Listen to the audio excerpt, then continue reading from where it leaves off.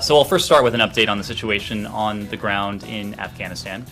First, as you've heard from my counterpart at the Pentagon this morning, 12 C-17s departed within the last 24 hours, with more than 2,000 passengers who arrived at safe havens. Since August 14th, we've airlifted 7,000 total evacuees. I can also confirm there are 6,000 people at the airport right now who've been fully processed by our consular team and will soon board planes. Overnight, we significantly expanded how many American citizens, locally employed staff, SIV applicants, and other vulnerable Afghans who are eligible for departure, and we offered them to consider transit to the airport. We're aware of congestion around the airport. We are working closely with the Department of Defense to facilitate safe and orderly access for consular processing on the airport compound. U.S. military and other country flights continued throughout the last 24 hours, and American citizens and legal permanent residents will be given the first opportunity to board, with other priority groups filling in seats from there. We're continuing to rapidly deploy additional consular officers to ensure we can welcome Americans and others, and will continue to do so over the coming days.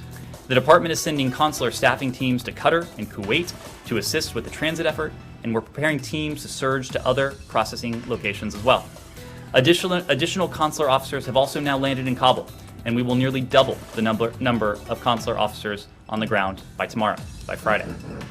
I can also announce that Ambassador Bass arrived in Kabul this morning to lead logistics coordination and consular efforts within the personnel who remain at the airport.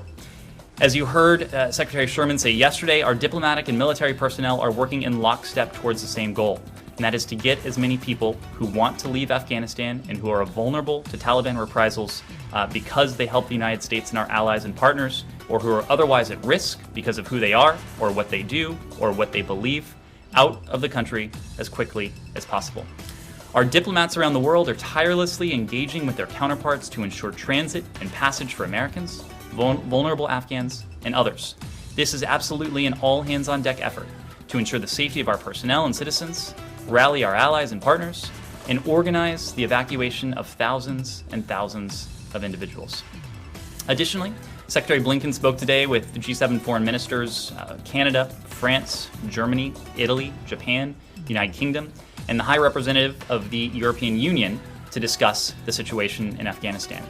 All leaders underscored the imperative of safe passage for those who wish to leave Afghanistan, and the need for an inclusive political resolution that protects the fundamental human rights of all Afghans.